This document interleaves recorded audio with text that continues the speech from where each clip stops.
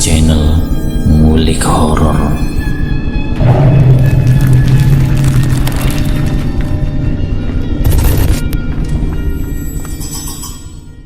Assalamualaikum warahmatullahi wabarakatuh. Kembali lagi di channel Ngulik Horor. Channel ini menceritakan tentang kisah-kisah misteri. Kali ini saya akan membawakan kisah misteri yang ditulis oleh @cerita sisi kanan. Kalian juga dapat mengunjungi tweet beliau langsung ya. Nanti link saya akan sediakan di kolom deskripsinya. Oh ya, di dalam cerita ini nama dan tempatnya disamarkan semua ya, untuk menjaga privasi pihak yang terlibat di dalamnya. Yuk daripada kita lama-lama, langsung saja kita simak ceritanya. Bismillahirrahmanirrahim. Kali ini saya akan membawakan kisah misteri yang berjudul Benci Tidak Berujung. Sebut saja namanya Novi. Novi masih menangis di kamarnya. Dia masih tidak menyangka temannya melakukan hal ini. Arla, teman Novi ini, dengan teganya merobek ban sepeda motor Novi agar Novi tidak bisa mengikuti interview atau wawancara kerja yang telah dijadwalkan hari itu. Sementara itu Arla mengikuti interview kerja itu dan Arla berhasil diterima di perusahaan itu. Dasar cewek tidak tahu diuntung. Harusnya aku yang diterima, batin Novi setelah mengetahui bahwa Arla telah diterima di perusahaan tersebut. Rasa sakit hati Novi begitu besar. Dia tidak menyangka bahwa orang yang berteman dengannya sejak bangku kuliah begitu tega menjegal dirinya. Tidak hanya itu, peluang masuk ke perusahaan pun musnah karena diserobot oleh Arla. Jika orang lain memilih untuk sekedar melabrak, melaporkan, atau ngegibah jika menemui hal tersebut, namun tidak dengan Novi. Dia malah belajar mantra penghancur. Sebuah mantra jahat yang apabila disimpan di benda elektronik itu langsung akan hancur. Jadi kebanyakan mantra itu ditulis di tangan. Ya, ada yang nekat menyebarkan mantra itu lewat platform blogger, dan hasilnya adalah orang yang membuka blog tersebut langsung rusak HP atau laptopnya. Singkat cerita pun Novi berhasil mendapatkan mantra itu dari seseorang di suatu area terpencil. Kemudian dia segera melakukan ritual untuk menyempurnakan mantra itu. Ritual berupa puasa 1000 hari dan hanya diperbolehkan makan pisang raja maksimal 5 saat sahur ataupun berbuka. Namun untuk air putihnya bebas, asalkan tidak dicampur apapun. Selama puasa pun Novi diharuskan untuk sering-sering mengunjungi bangunan angker dan tentunya harus duduk di dalamnya selama mungkin. Tidak jarang Novi mendapat sambutan dari makhluk astral setempat. Sambutan pertama datang ketika Novi menjalani ritual di hari ke-1 sampai ke-10. Saat dia mengunjungi tempat angker dan mulai duduk di tempat itu, hawa dingin mulai datang menyelimuti Novi. Sinar matahari yang bersinar terang seakan tidak mampu menghangatkan ruangan. Hawa dingin itu semakin lama semakin menjadi-jadi. Novi pun sampai menggigil kedinginan dibuatnya. Hawa dingin itu kemudian diikuti dengan angin kencang yang berhembus saking kencangnya. Novi yang tidak membawa jaket pun akhirnya hanya bisa meringu kedinginan. Setengah jam kemudian Novi tergeletak tidak berdaya. Dia seperti kehilangan seluruh kekuatannya. Novi pun tertidur di tempat angker tersebut. Lama sekali Novi tertidur hingga matahari mulai terbenam. Saat matahari sudah mulai redup sorotnya, ada sosok kakek tua yang mendekati Novi. Lalu kemudian Novi pun dibangunkan oleh sosok kakek tua tersebut. "Dok, bangun dok, sudah sore, sebentar lagi waktumu makan. Ayo, jaga kesehatanmu," ucap suara kakek itu. Novi pun kaget dikarenakan tangan yang sangat kasar dan keriput menyentuh lengannya. Novi pun segera terbangun dan melihat kakek itu sudah berada di sampingnya. Kerutan wajah di kakek tersebut tampak jelas di mata Novi. Namun kakek tersebut segera tersenyum dan berkata, "Jangan takut dok, kakek akan menjagamu. Kalau kamu tidak kuat menjalani ritual ini, maka batalkanlah saja ritual ini. Nanti sebagai gantinya, kakek akan membantumu," kata kakek tersebut dengan senyumannya yang teduh. Namun karena Novi sudah terlanjur ketakutan, maka dia pun pergi dari tempat angker tersebut. Kakek tersebut masih diam dan memandangi Novi dari kejauhan. Novi pun menaiki sepeda motornya untuk pulang ke rumahnya. Hari-hari berikutnya Novi masih merasa diikuti oleh kakek tersebut. Sekelebatan bayangan dari kakek tersebut kerap kali ditemui Novi. Puncaknya ada pada hari ke-10. Saat Novi selesai mandi, tiba-tiba Novi melihat kakek tersebut berada di depan bak mandi. Novi yang sudah berpakaian langsung lari menuju kamarnya. Segera mungkin Novi mengunci kamarnya, namun Novi masih terbayang dengan kakek tersebut.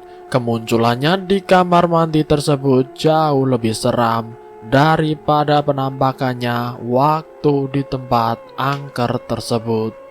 Tadi waktu di kamar mandi, sang kakek terlihat berdiri dengan posisi agak bungkuk. Kulitnya lebih keriput dari kemarin, bahkan lekukan-lekukan di kulitnya terlihat sangat dalam. Dan di lekukan-lekukan kulitnya tersebut terdapat darah beku yang berwarna merah kehitaman. Novi pun merinding ketika terbayang akan kakek tersebut. Namun cepat-cepat dia menutup mukanya dengan bantal. Jantung Novi mulai berdegup kencang. Keringatnya mulai menetes membasahi spray. Dia takut kalau kakek itu datang lagi ke kamarnya, bahkan datang ke mimpinya. Namun nyatanya Novi tidak bertemu dengan kakek itu lagi dalam kamarnya maupun di dalam mimpinya. Novi pun tetap menjalankan ritualnya. Bahkan ketika dia sedang berhalangan pun dia dipaksa untuk tetap menjalankan tirakat dalam ritual itu. Waktu terus berjalan, kini gangguan itu seakan hilang dengan sendirinya. Kini Novi telah memasuki hari ke-40 dalam proses ritualnya, dan tiba-tiba dia mendapat telepon dari orang yang memberinya mantra bahwa Novi hanya butuh puasa selama 100 hari saja, tidak perlu sampai 1000 hari. Orang misterius itu juga mengatakan bahwa ilmu Novi sudah bisa dipakai untuk balas dendam, walaupun belum sempurna dan masih lemah. Dan syaratnya Novi harus sedekat mungkin dengan korbannya, agar berhasil Novi pun segera memata-matai Arla, karena Novi sudah ingin balas dendam kepada Arla.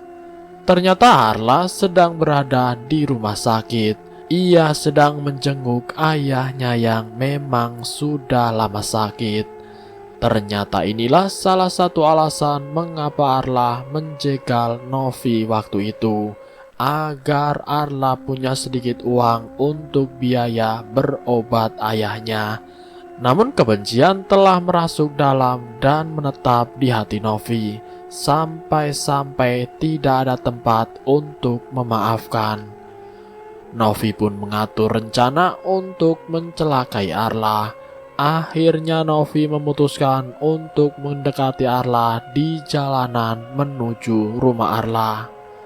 Jalan tersebut memang agak sepi. Novi pun mengikuti kemana arah sepeda motor Arla pergi. Dan benar saja Arla melewati jalanan sepi itu. Saat dirasa Arla sudah lengah dan jalanan siang itu juga sepi, maka Novi segera berada sedekat mungkin dengan sepeda motor Arla. Setelah dekat, Novi pun membaca mantra. Setelah membaca mantra, Novi pun segera pergi. Arla yang sadar ada Novi hanya diam saja karena takut. Arla sangat takut karena ia sangat sadar bahwa apa yang dilakukannya pada Novi dahulu adalah kesalahan fatal. Waktu itu Arla belum merasakan dampak dari mantra yang dibacakan oleh Novi. Mantra tersebut mulai bekerja 2 hari kemudian, di mana Arla mulai mengalami pusing dan mual-mual. Entah apa yang menyebabkan mantra itu bergerak lambat. Yang pasti Arla sekarang mulai hancur dari dalam. Setelah beberapa hari mual, Arla pun mulai muntah darah. Arla juga merasa ada banyak bayangan jahat yang menghantuinya. Bayangan-bayangan tersebut semakin lama semakin terasa bagi Arla. Bayangan-bayangan itu kini seringkali ditemui Arla, baik di kantor, di perjalanan pulang, maupun di rumahnya. Kesehatan Arla menurun drastis, sampai dokter pun menyarankan Arla istirahat saja di rumah. Namun Arla tetap memaksa untuk bekerja, karena dia tahu bahwa biaya pengobatan ayahnya masih harus berjalan. Kini Arla sudah mulai berjalan sempoyongan. Wajahnya sudah sangat pucat. Bos dari Arla tersebut segera menyuruh Arla untuk istirahat total. Arla pun baru mengikuti keinginan sang bos ketika sang bos mengatakan bahwa seluruh pengobatan Arla dan ayahnya ditanggung penuh oleh perusahaan. Barulah pada saat itu Arla mau untuk istirahat total. Baru 3 hari di rumah sakit, keadaan Arla semakin lama semakin memburuk. Sampai akhirnya pada hari kelima Arla harus menghembuskan nafas terakhirnya di rumah sakit. 1 minggu kemudian sang ayah juga menyusul kepergian anaknya. Namun semua ini tidak lepas oleh kehendak ilahi. Kita hanyalah manusia yang wajib ikhtiar dan berusaha. Namun apakah Novi berhenti dengan aksinya? Ternyata tidak. Dia tetap melanjutkan aksi kejamnya tersebut. Di suatu hari, Novi pernah membuat hotel menjadi sangat sepi dan angker. Akhirnya hotel tersebut bangkrut dalam hitungan hari. Pernah juga Novi ini datang ke pernikahan seseorang lalu membacakan mantra yang telah dipelajarinya. Dalam kurang dari 5 menit, tenda pernikahan beserta panggungnya roboh dan hancur. Beberapa orang terluka dalam kejadian tersebut dan Novi hanya tersenyum keji. Lalu ada lagi kasus di mana Novi ini melewati kolam ikan dan dalam hitungan menit ikan-ikan tersebut sudah menggelepar dan mengapung. Lalu kemudian ikan-ikan tersebut mati. Yang paling fatal adalah ketika Novi mengunjungi pasar malam. Novi pun menjajal mantra miliknya. Hasilnya adalah lampu pasar malam yang mati, beberapa tenda ambruk, dan genset mengalami konsleting dan terbakar. Teriakan histeris terdengar dari area dalam pasar. Beberapa anak kecil berteriak memanggil mamanya. Beberapa anak lainnya mulai menangis. Orang tua pun berlarian dan sibuk mengamankan anak mereka masing-masing. Untungnya kejadian ini segera ditangani pihak penyelenggara dengan sangat cepat. Tidak ada korban jiwa dalam kejadian tersebut. Hanya saja banyak yang shock atau kaget dengan kejadian mendadak tersebut. Sementara itu, Novi dengan santainya pergi dari tempat itu. Kebencian Novi memang sudah tidak berujung, dan dia pun sudah tidak tahu lagi mana yang benar dan mana yang salah. Namun kini tidak lagi terdengar kasus bangunan yang tiba-tiba roboh. Mungkin Novi sudah beralih profesi sebagai dukun. Entahlah, kita semua tidak tahu hal itu. Yang jelas semua itu tidak akan terjadi jika Allah tidak mengizinkan. Jadi jangan lupa baca doa dimanapun kalian berada. Dan selesai. Itulah kisah misteri yang berjudul Benci Tidak Berujung. Semoga cerita ini bisa bermanfaat untuk kita semua. Dan semoga kita bisa mengambil mana yang baik dan mana yang buruk. Semoga kita semua selalu tetap dalam lindungan Allah Subhanahu wa Ta'ala. Terima kasih sudah mampir di channel kami. Jika kalian tertarik dengan video kami, silakan tekan tombol like, share, dan komen. Tekan subscribe untuk mengikuti video kami selanjutnya. Wassalamualaikum warahmatullahi wabarakatuh.